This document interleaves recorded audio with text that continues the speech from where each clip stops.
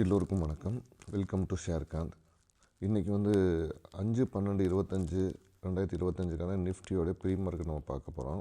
So அதுக்கு முன்னாடி நம்ம வந்து கிஃப்ட் நிஃப்டி வந்து இன்றைக்கி வந்து பாசிட்டிவாக ஓப்பன் ஆகிடுச்சு. ஆனால் நேற்று இதோட வந்து குளோபல் வந்து பாசிட்டிவில் தான் இருக்குது குளோபல் மார்க்கெட் எல்லாம். ஆனால் ஏசியன் மார்க்கெட்டை பொறுத்தவரை நெகட்டிவாக அப்ரோச் பண்ணியிருக்குது. ஸோ இது வந்து ஓவராலாக நீங்கள் பார்க்கும்போது ஒரு மிக்ஸ்டு மார்க்கெட்டாக தான் இருக்குது. இன்றைக்கி நேற்று நிலமை வரையும் பார்க்கலாம் இது எப்படி இருக்குன்னு. ஆனால் நேற்று நமக்கு நிஃப்டி வந்து பாசிட்டிவாக க்ளோஸ் ஆகிருக்குது. ஸோ அதை பேஸ் பண்ணி என்ன நடக்கலாம் அப்படின்னு பார்க்கலாம். இதில் பேங்க் நிஃப்டி வந்து நெகட்டிவாக தான் க்ளோஸ் ஆகிருந்துச்சு. 0.3% அந்த மாதிரி ஏதோ 0.03% நினைக்கிறேன். ஸோ அந்த லெவலில் க்ளோஸ் ஆகிடுச்சு. ஆல்மோஸ்ட் ஒரு பாசிட்டிவ் நெருங்கி வந்துச்சு. பட் நிஃப்டி வந்து அதை ஓவர்டேக் பண்ணி பாசிட்டிவாக க்ளோஸ் ஆகிடுச்சு.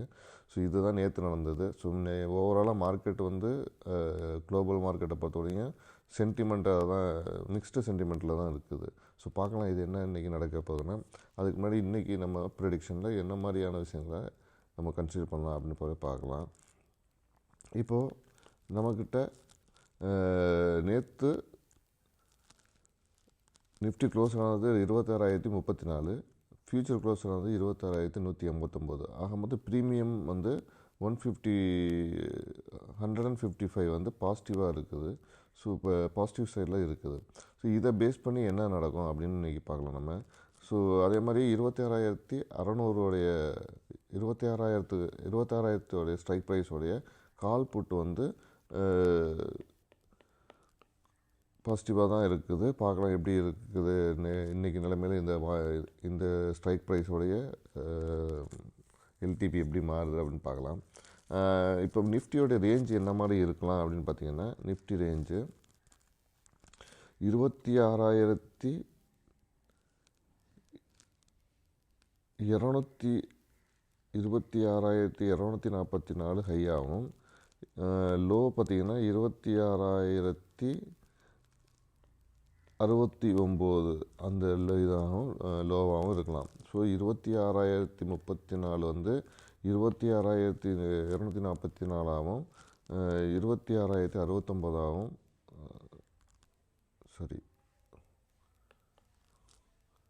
26,034 இப்போ இருக்குது. ஸோ மேலே பார்த்தீங்கன்னா 26,244, கீழே பார்த்தீங்கன்னா 25,824.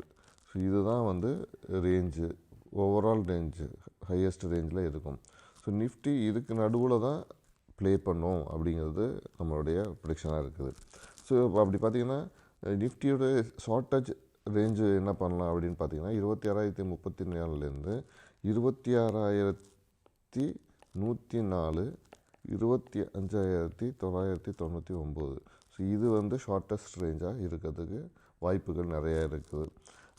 இப்போது நம்ம இன்றைக்கி எடுத்து பார்க்க போகிற ஸ்ட்ரைக் என்ன, நான் பண்ணுறது எல்லாமே பேப்பர் ட்ரேடிங் தான். நான் எந்த ரியல் ட்ரேடிங்கும் பண்ணல, எந்த ரெக்கமெண்டேஷனும் பண்ணல. ஸோ நான் செபி ரிஜிஸ்டர் அட்வைஸரும் கிடையாது. ஸோ இதெல்லாமே ஒரு எஜுகேஷனல் பர்பஸ்க்காக மட்டும் தான் நம்ம பண்ணிக்கிருக்கோம். Full and full paper trading தான் பண்ணி பார்த்துக்கிருக்கோம். ஓகேங்களா. இப்போது 26,600 ஸ்ட்ரைக் ப்ரைஸ் எடுத்தோம்னா என்ன மாதிரி கால் ரேஞ்சு மாறும் அப்படின்னு பார்த்தீங்கன்னா, இப்போ ஸ்ட்ரைக் 88 இருக்குது கால்.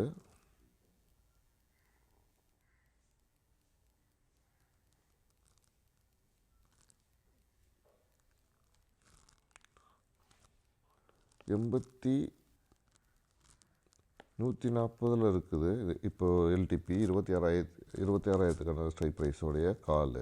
ஸோ இந்த கால் இந்த இதில் இருக்கும்போது இப்போது இது மேலே எவ்வளோ தூரம் போகலான்னா 295 வரையும் மேலே போகிறதுக்கான வாய்ப்புகள் இருக்குது. கீழே போகிறதுங்கன்னா மேக்ஸிமம் கீழே போகிறதுக்கான வாய்ப்புகள் பார்த்திங்கன்னா 35 இல்லை 15 வச்சுக்கலாம். அதே மாதிரி ஷார்ட்டஸ்ட், இது வந்து லாங்கஸ்ட்டு ட்ரெண்டுக்கு. இதே ஷார்ட்டஸ்ட் ட்ரெண்டாக எப்படி இருக்கும் அப்படின்னு பார்த்தீங்கன்னா, கீழே 70 போகிறதுக்கான வாய்ப்புகள் இருக்குது. மேலே வந்து கிட்டத்தட்ட மேலே போகிறதுக்கான வாய்ப்புகள் பார்த்திங்கன்னா 210 வரையும் வாய்ப்புகள் இருக்குது.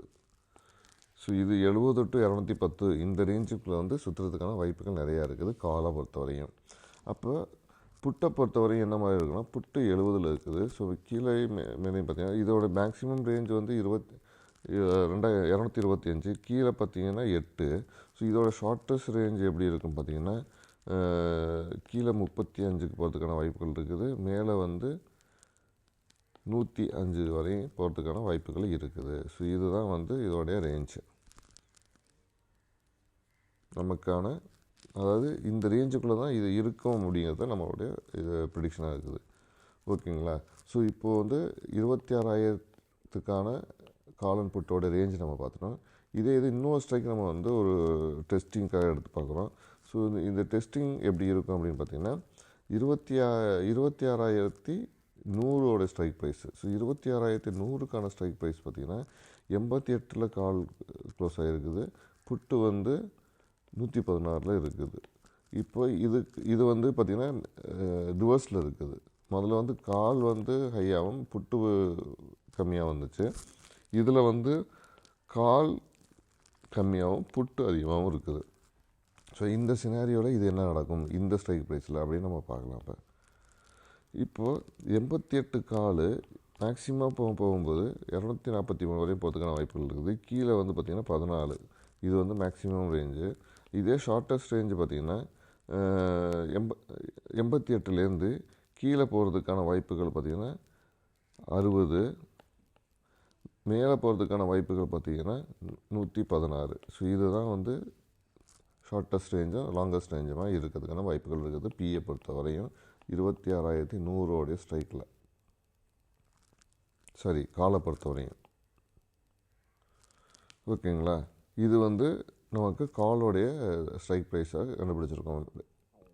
இப்போது அதே இது 26,100 புட்டுக்கு என்ன மாதிரி இருக்கும் அப்படின்னு பார்த்தீங்கன்னா, 116ல் முடிஞ்சிருக்கிறது வந்து 271 வரையும் மேக்ஸிமம் போகிறதுக்கான வாய்ப்புகள் இருக்குது. கீழே பார்த்தீங்கன்னா 14 வரையும் போகிறதுக்கான வாய்ப்புகள் இருக்குது. அதே ஷார்ட்டஸ்ட் ரேஞ்சு பார்த்தீங்கன்னா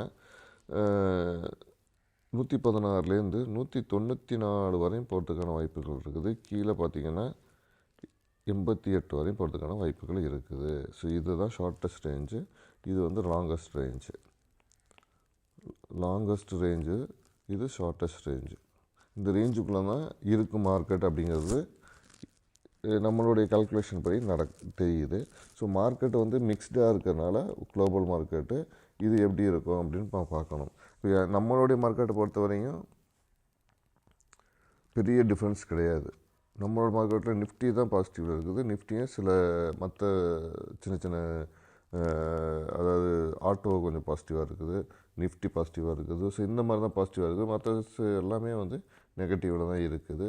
சென்செக்ஸு கொஞ்சம் வந்து பாசிட்டிவில் இருக்குது. ஸோ இதெல்லாம் பார்த்து ஒரு ப்ரொடிக்ஷன் நம்ம எடுத்துகிட்டு போகிறோம். ஸோ இப்போ இது ஏற்ற மாதிரி தான் மார்க்கெட் இருக்க போது. அதை பேஸ் பண்ணி நீங்கள் வந்து மார்க்கெட்டுக்குள்ளே என்ட்ரியோ எக்ஸிட்டோ பண்ணுங்கள். ஸோ அப்போ தான் நீங்கள் வந்து ஒரு ஆப்ஷன் பையராகவும் இருக்க முடியும், ஆப்ஷன் செல்லராகவும் இருக்க முடியும். இல்லைன்னா ஆப்ஷனை பொறுத்தவரையும் 0 அப்படிங்கிறது தான் ஆப்ஷனை பொறுத்தவரை என்னது 0. இதுதான் வந்து ஆப்ஷனோட கான்செப்ட்டு. ஸோ இந்த 0வை வந்து எவ்வளவா மாற்றுறோம் அப்படிங்கிறது தான் நம்ம கற்றுக்க வேண்டிய விஷயங்களாக இருக்குது. ஸோ இந்த வீடியோ உங்களுக்கு பிடிச்சிருந்துச்சுன்னா லைக் பண்ணுங்கள், கமெண்ட் பண்ணுங்கள், ஷேர் பண்ணுங்கள், மறந்துடாமல் சப்ஸ்கிரைப் பண்ணுங்கள். நன்றி, வணக்கம், தேங்க்யூ.